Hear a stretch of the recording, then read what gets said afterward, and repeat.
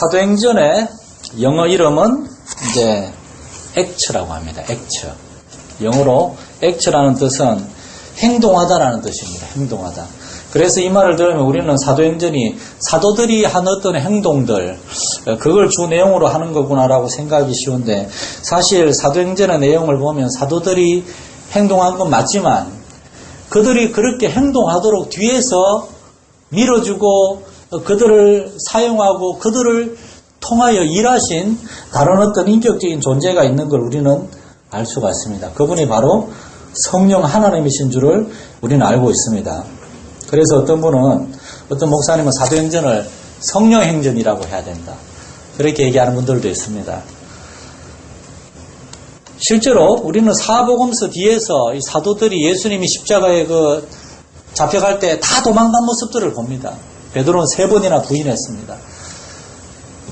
나중에 예수님이 부활하신 후에 다 불러 모았지만 여전히 그 중에 도마처럼 의심하는 사람들도 있었습니다. 예수님이 마태복음 28장 17절을 보면 예수님이 이제 제자들 보는 앞에서 이제 마지막 말씀을 하시고 올라가려 그러는데 그 자리에 아직도 의심하는 자들이 있었다라고 되어 있습니다. 이런 연약한 제자들, 지난주 우리가 사도행전 1장을 봤는데 예수님이 자기들 눈앞에서 성찰하시는 걸 봤으면서도 그들은 마가의 다락방에 모여가지고 무서워하면서 말씀에 순종하여 기도하고 있었지만 그들은 너무나 연약한 사람들. 이 다 그 갈릴리 촌 사람들이 대부분이잖아요. 오늘날로 말하면은 죄송한 얘기지만 저기 마산이나 이게 저기 막 시골 사람들이 서울에 가가지고 모여서 기도하고 있는 겁니다. 죄송한 얘기지만 서울 사람들은 서울 빼고는 다 촌이라 그러더라고요. 마산도 촌이라고 그래요. 이 갈릴리 사람들은 예루살렘 사람들에게 굉장히 무시당하는, 옛날에 거기가 이방인 지역이기도 했고 시골 사람들이 예루살렘에 모였으니까 얼마나 연약하고 초라한 사람들입니까? 그런데 그들이 사도행전을 봤을 때 놀라운 그야말로 사람들을 변화된 것은 성령께서 그들과 함께 하셨기 때문이라는 것을 우리는 짐작할 수가 있습니다. 바로 그 계기가 된 사건이 오늘 우리가 읽은 사도행전 2장 1절에서 13절입니다. 그 전에 우리는 잠깐 사도들의 모습을 한번 좀 더 생각해 보기를 원합니다. 이 연약한 사람들, 두려움 가운데 있는 사람들, 가난하고 힘없고 사회적으로 약자들, 배운 것 없고 가진 것 없는 사람들, 저는 이들의 모습을 보면서 오늘날 세상 가운데 있는 우리 교회들의 모습을 봅니다. 예수 믿는 사람들. 여러분은 나 약하지 않습니다. 나 돈 없지 않습니다. 나 무식하지 않습니다. 나 힘없지 않습니다. 라고 생각할지 모르지만 여러분, 그럼에도 불구하고 교회는 약한 존재입니다. 세상에 돈 있는 사람들, 힘 있는 사람들 떵떵거릴 때 우리 교회도 돈 있습니다. 그런 식으로 나설 수는 없잖아요. 교회는 세상 앞에서 철저하게 연약하고 힘이 없는 그러한 공동체입니다. 세상은 돈과 지혜와 물질 문명으로 철저하게 무장해가지고 교회를 향해서 공격적으로 묻습니다. 당신들 뭐가 그렇게 잘났냐고. 당신들이 전하는 메시지는 뭐요? 도대체 그것이 나에게 무슨 도움이 되는 것이요? 그렇게만 물어봅니다. 한때 한국교회는 그들에 대해서 금과는 내게 없거니와 내게 있는 나사렛 예수 그리스도 이름으로 내가 당신에게 하나의 말씀을 전합니다라고 왜 말하고, 나에게 가진 것 없고 나 배운 것 없는 그러한 사람이지만 그러나 나에겐 영원한 하늘나라와 그리고 그 하늘나라의 주인이신 하나님이 지금 나와 함께 하신다고 그렇게 외쳤던 때가 있는데, 오늘날의 교회와 그리스도인들은 그렇게 담대하게 하나님을 증거하지 못하는 경우가 많이 있습니다. 우린 두려워합니다. 겁을 먹고 있습니다. 왜 그렇습니까? 가장 근본적인 이유는 교회가 세상 사람들을 보면서 하나님 없는 사람들, 불쌍한 사람들, 나중에 지옥 갈 사람들, 그러면서도 속으로는 부러워하고 있기 때문입니다. 시편 73편에 보면 이런 말씀이 있습니다. 하나님이 참으로 이스라엘 중 마음이 정결한 자에게 선을 행하시나 그러나 나는 거의 넘어질 뻔하였고 나의 걸음이 미끄러질 뻔하였으니 그 이유는 내가 악인의 형통함을 보고 부러워했기 때문이라고 그렇게 말씀합니다. 오늘날 교회와 그리스도인들 가운데 불신자들에게 담대하게 우리의 믿음을 증거하지 못하는 그 이유는 하나님 없이 이 세상에서 부유하고 안락하게 살아가는 그들을 은근히 부러워하고 있기 때문일지도 모릅니다. 왜 그렇습니까? 첫째 이유는 우리가 하나님의 복음을, 하나님의 말씀, 하나님의 그 생명의 말씀, 복음이 무엇인지를 올바로 깨닫지 못하고 있기 때문에 그럴 수가 있습니다. 어떤 경우는 아직 구원의 확신이 없기 때문일 수도 있고, 구원의 확신은 있지만은, 그러나 아직 갓난아기 믿음에서, 초신자 믿음에서 자라지 않고 계속 연약한 가운데 머물러 있기 때문일 수도 있습니다. 하나님 말씀을 목회자들 올바로 전하지 못하고 뭐 그런 때문일 수도 있죠. 교회 안에 이러한 믿음을 갖지 못한 사람들이 너무나 많이 있습니다. 어떤 경우에는 복음의 일부분을 듣고, 복음의 일부분이란 말은 다시 말하면 잘못된 복음입니다. 그렇게 하나님께 교회에 나온 사람들도 있습니다. 하나님은 좋은 분이고 우리를 사랑하시고 우리에게 복 주기를 원하시고 우리가 건강하고 오래 살고 부유하기를 원하시는 분이다. 맞는 말이죠. 그렇지만 성경이 아주 일부분의 메시지입니다. 그들은 성경의 많은 메시지 중에 십자가의 메시지, 좁은 길, 제자도의 메시지, 산상수훈의 메시지 이런 거는 별로 안 좋아하고, 유독 좋아하는 게 신명기 28장 같은 거 이런 거. 뭐 네가 성읍에서도 복을 받고 들에서도 복을 받고 네 몸의 자녀와 토지의 소산과 짐승의 새끼와, 하나님이 할 일 없이 왜 짐승의 새끼까지 복을 주시겠습니까? 네가 나가도 복을 받고 들어와도 복을 받고 그런 얘기 있잖아요. 이거 다 외우질 못하는데, 여호와께서 네가 하는 모든 일에 복을 주실 것이다, 이런 말씀 신명기 28장에 있습니다. 그런데 여러분, 신명기 28장 약 50절인데 그 중에 복에 대한 얘기는 14절밖에 없습니다. 나머지 30몇 절은 전부 다 저주. 그러나 네가 하나님의 말씀을 어기고 하나님께 불순종했을 때 하나님이 진노하실 것이다, 그런 메시지가 더 많습니다. 안타깝게도 오늘날 어떤 성도들은 성경의 복에 관한 좋은 메시지만을 좋아하고 다른 더 중요한 메시지는 듣기를 원하지 않거나 이 메시지를 한쪽으로 제껴놓는 사람들이 있습니다. 그래서 하나님의 축복, 하나님의 그 복 주신다는 메시지가 왜 이루어지지 않습니까? 그러면서 하나님을 원망하는 사람들도 있습니다.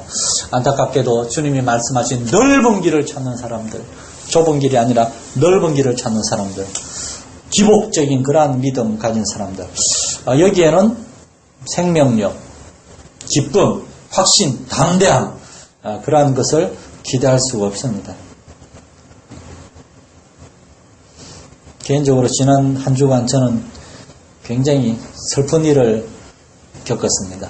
다른 게 아니라 제 사랑하는 친구 중에 한 명이 있는데 어떤 교회에 이렇게 담임 목사를 부임하기 위해서 이렇게 가서 설교도 하고 다 이렇게 성도들 좋아하고 다 그랬는데, 끝나고 장로님들하고 인터뷰를 하는데 장로님 중에 한 분이 물어보더랍니다.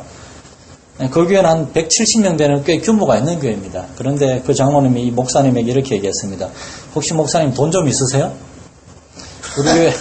우리 교회가 지금 좀 어려워서 사택을 구해주기 어려운데 돈 좀 있으세요? 요즘 목사님들 돈 좀 다 갖고 계시잖아요. 안타깝게도 그 친구는 돈이 없는 친구였습니다. 그래서 너무나 당황해가지고 일단은 죄송합니다, 제가 비전이 있지만 돈은 없네요 라고 얘기했다가 바로 그냥 모든 게 다 그냥 물 건너 가버리고 말았습니다.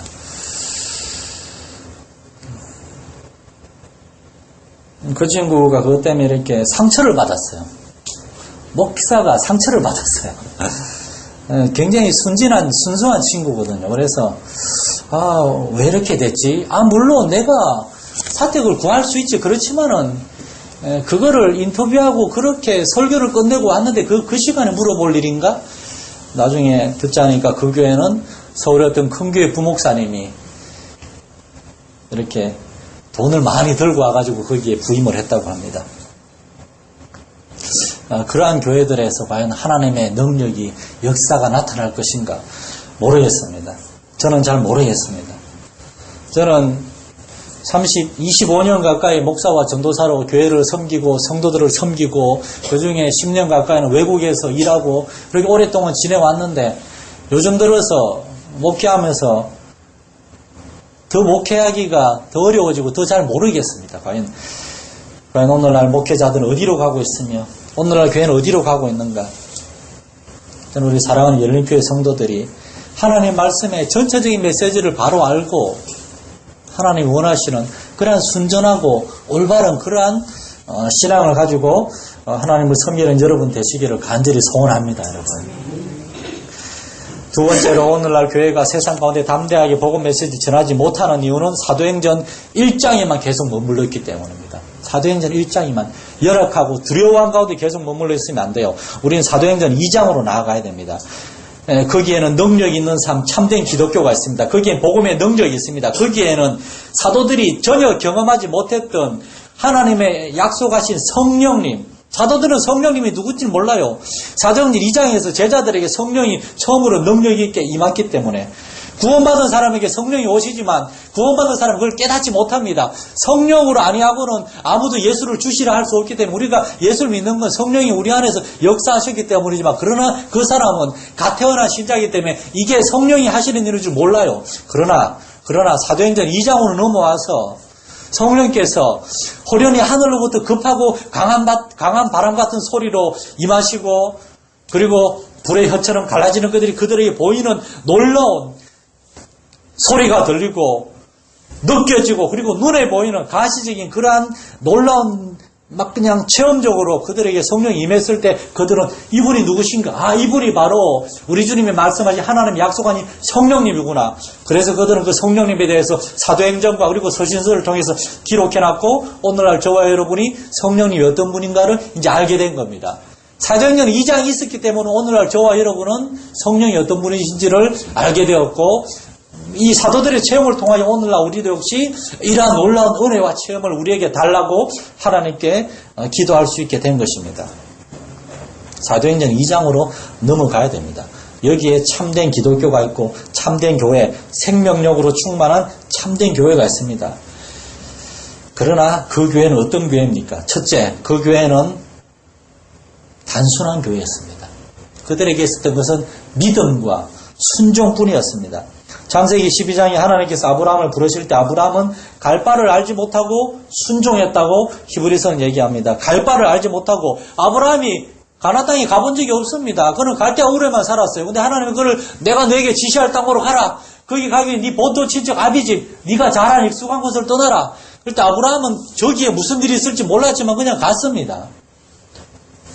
우리는 오늘날 확실한 걸 원합니다. 그걸 지혜롭고 그걸 실용적이라 그럽니다. 뭔가 보장되지 않은 걸 안 가려고 해요. 돌다리도 두들겨보고 두들겨보는 정도 아니라 망치로 때려보고 그냥 나 대신 다른 사람 보고 한번 건너가 보라 그러고 한 100km 되는 사람 안 무너지면 그때 건너가려고 그러는 게 오늘날 세상 사람들의 심리 아닙니까? 그러나 아브라함은 갈 바를 알지 못하고 갔습니다.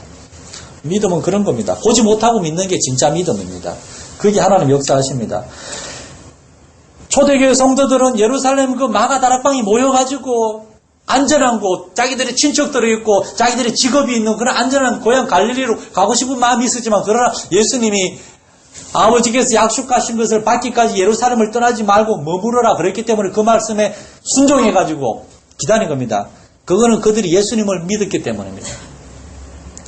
그러므로 믿음이란 여러분 예수님 한 분만으로 만족하는 거라는 걸 믿으시기 바랍니다. 예수님이면 충분합니다. 그렇게 고백할 수 있는 게 믿음입니다.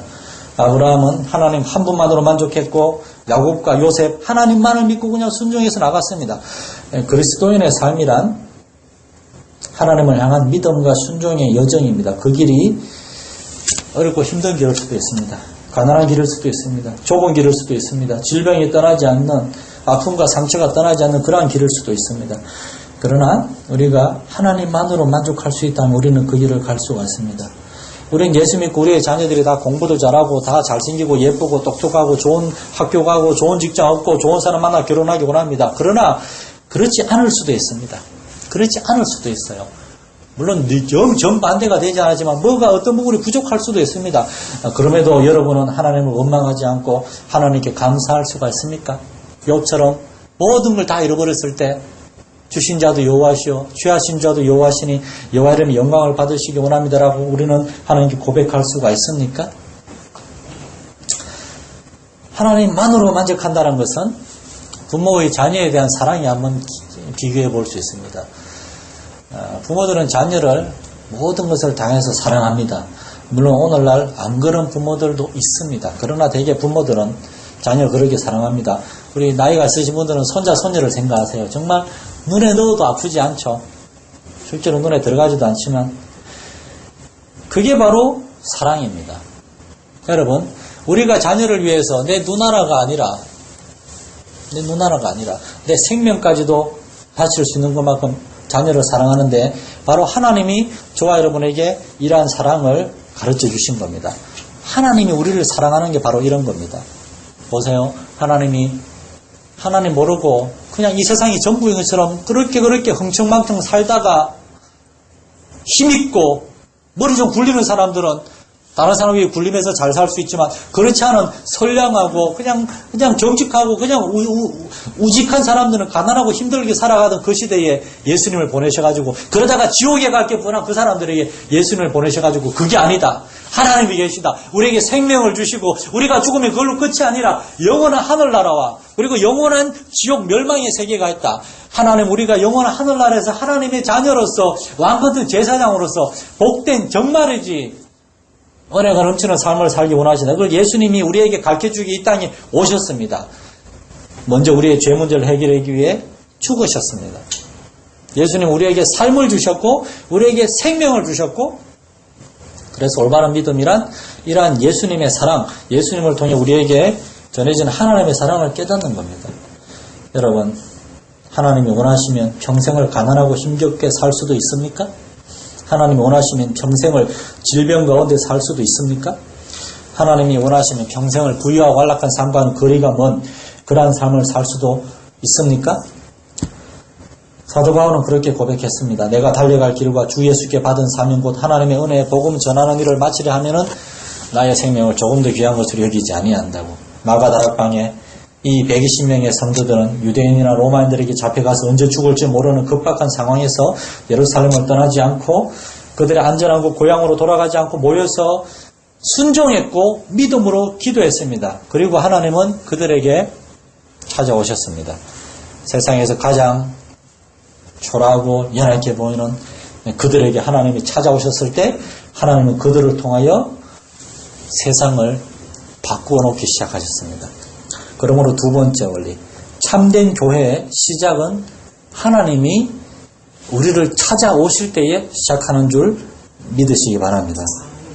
오순절 날이 이미 이름에 그들이 다 한 곳에 모였더니 호련히 하나님께서 그들에게 찾아오셨습니다.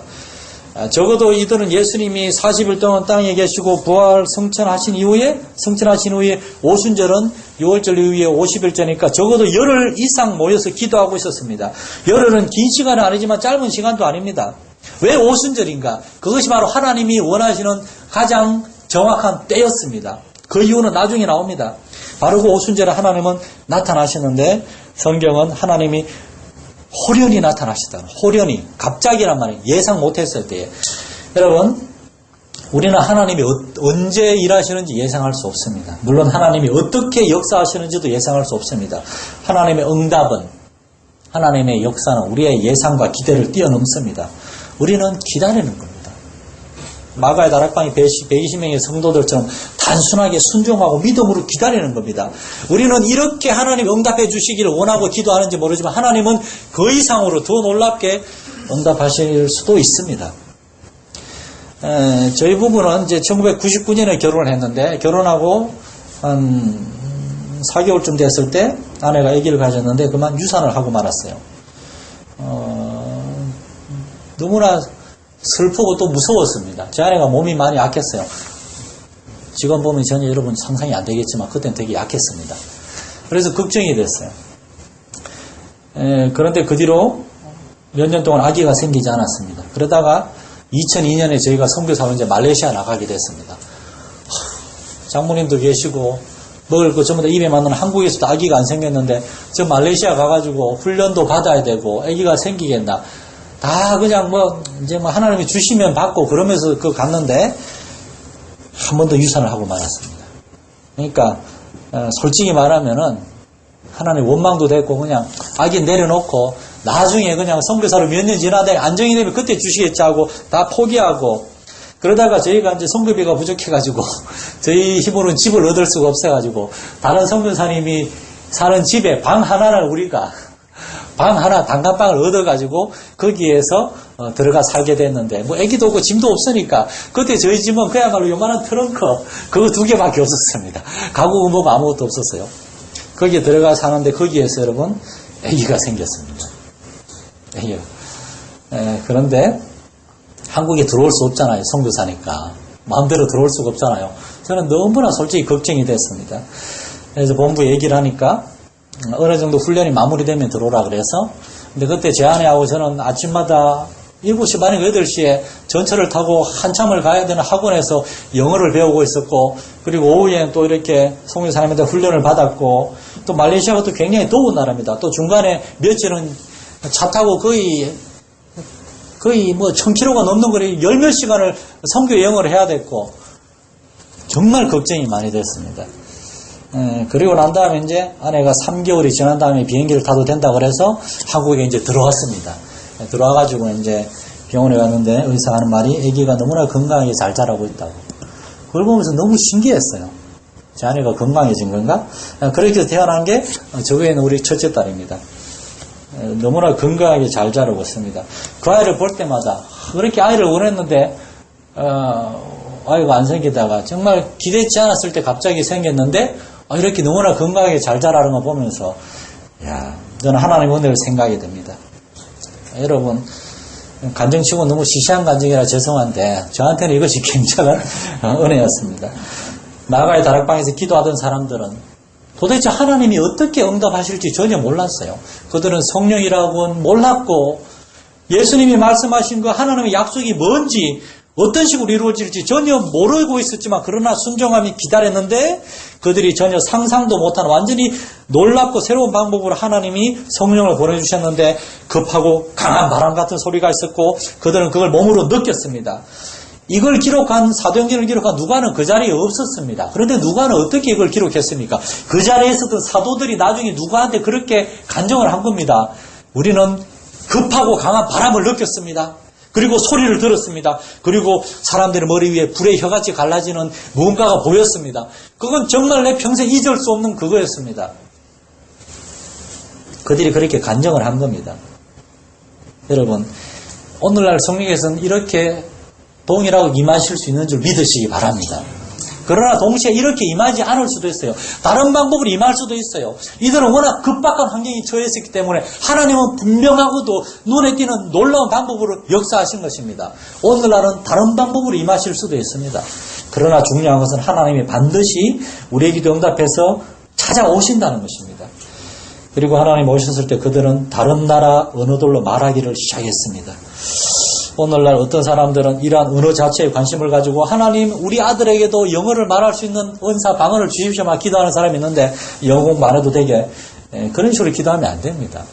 중요한 것은 하나님이 왜 이런 언어의 은사를 방언의 은사를 주셨는가가 중요합니다. 그건 3절의 이유가 있습니다. 그때에 경건한 유대인들이 천하 각국으로부터 와서 예루살렘에 머물러 있더니 6월절과 오순절 절기에 다른 나라의 수많은 경건한 외국에 사는 유대인들이 다 모였습니다. 그들은 절기가 끝나면 다시 돌아갈 거예요. 그 각 나라에 9절, 10절, 11절에 있는 이 수많은 나라에 10몇 개가 되는 나라에 사도들이 다 가가지고 복음을 전하기에는 힘들었어요. 그들이 오순절에 모였을 때 이들은 유대인들이지만 외국에 너무 오래 살았기 때문에 유대말을 잘 못했습니다. 그래서 하나님은 사도들과 120명의 성도들에게 그 외국을 말하는 은사를 주셔서 그들의 말로 복음을 전하겠는데 그 복음이 무엇입니까?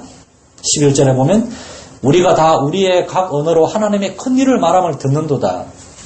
하나님께서는 이 사도들과 성도들에게 복음을 전하게 하시려고 이 놀라운 외국의 은사를 주신 것을 여러분 기억하시기 바랍니다. 다음 원리로 넘어가기 전에 우리는 이것을 명확하게 기억하기 원합니다. 교회는 연약한 사람들, 가난하고 힘없는 사람들이 모인 곳입니다. 우리 세상에 대해서는 아무래도 게임이 안 됩니다, 여러분. 그런데 오늘날 어떤 교회들은 세상에 대하여 우리도 돈 많다, 우리도 사람 많다, 똑똑한 사람 많다, 그런 거 가지고 일하려는 사람이 있습니다. 오늘 본문의 원리는 무엇입니까? 세상과 맞설 때 세상적인 방법으로 맞서지 말라는 것입니다. 우리는 세상 사람들이 좋아하는, 그들이 사용하기 좋아하는 그런 돈과 지식과 경험과 그런 것들이 아니라 우리는 하나님의 능력으로 세상과 맞서야 되는 줄 믿으시기 바랍니다. 하나님 앞에 겸손한 사람, 믿음으로 순종하는 사람, 하나님의 성령으로 충만한 사람, 그런 사람들을 통해서 하나님은 세상 사람들 가운데 일하십니다. 오늘 본문에서 하나님의 성령의 충만함과 능력을 경험한 사람들은 다른 사람들이 아니라 주님 말씀에 순종하는 사람이었습니다. 자신들의 연약함을 알고 하나님이 찾아와 주시기를 기다리는 사람들이었고 그들은 마침내 응답을 받았습니다. 마지막 세 번째 원리는 참된 교회는 복음을 전하는 교회인 줄을 오늘 본문은 얘기하고 있습니다. 성령 충만함과 그 놀라운 능력이 그들에게 찾아왔을 때 마가의 다락방에 모이던 사람들은 무엇을 했습니까? 모여가지고 은사 집회를 열었습니까? 그들은 모여가지고 서로 자기들이 경험한 은사와 능력을 막 자랑하고 그렇게 얘기했습니까? 아닙니다. 그들은 딱 한 가지를 했습니다. 바로 밖으로 나아가서 수많은 나라에서 온 경건한 유대인들에게 하나님의 큰 일, 그 큰 일이 뭡니까? 하나님의 큰 일, 바로 예수님이 죽음에서 부활하셨다는 그 얘기를 전하기 시작했습니다. 우리가 다음 주에 공부하게 되겠지만 2장 14절에서 베드로의 설교가 시작하는데 베드로의 설교 메시지는 다른 게 아닙니다. 구약 성경의 예언을 통하여 하나님이 우리에게 약속하신 구세주, 구원자가 오셨는데 그분이 바로 예수님이고 그 증거는 그 예수님이 죽음에서 살아나셨고 그리고 그 예수님 이름을 믿을 때에 성령이 우리에게 오셨다는 그걸 얘기하고 있습니다. 하나님이 저와 여러분에게 성령 주시기를 원합니다. 성령의 충만한 주시기를 원합니다. 그러나 우리에게는 이러한 목적이 있어야 됩니다. 첫째, 하나님 내가 확신 있는 신앙생활을 하기 원합니다. 생명력 있는 담대한 그러한 하나님의 자녀가 되기 원합니다. 우리가 이렇게 기도할 때 하나님의 성령 주시는 줄 믿으시기 바랍니다. 두 번째로 우리는 하나님의 생명의 말씀을 전하기 원합니다. 예수께서 우리의 구원자가 되시고 죽음에서 살아나셨고 우리에게 영원한 생명을 약속하신 분임을 우리가 증거하기 원합니다. 그럴 때 하나님은 저와 여러분에게 성령을 부어주십니다.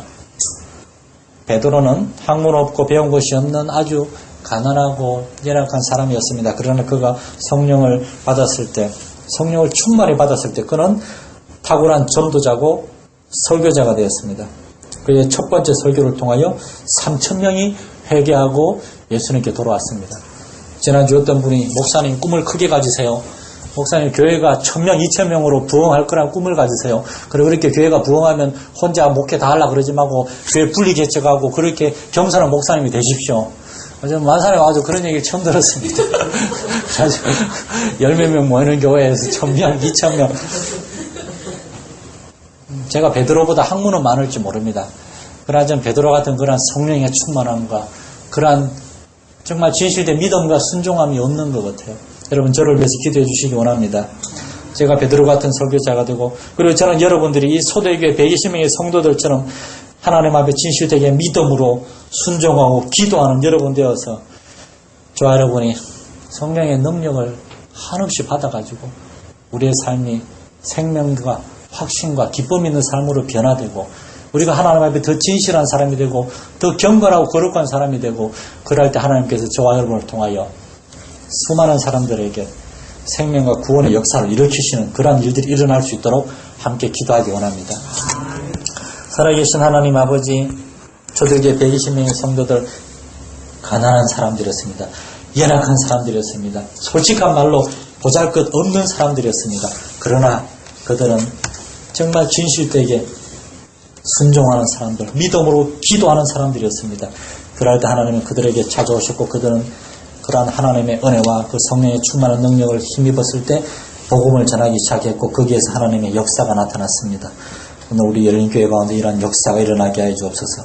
이 땅에 주님의 이름으로 모이는 교회들 가운데 이러한 오순절 마가 다락방의 역사가 나타나서 이 땅의 교회들이 참된 교회로 회복되어서 하나님께 영광 돌리는 교회들 되게 하여 주시옵소서. 우리 주 예수님 이름으로 기도드립니다. 아멘.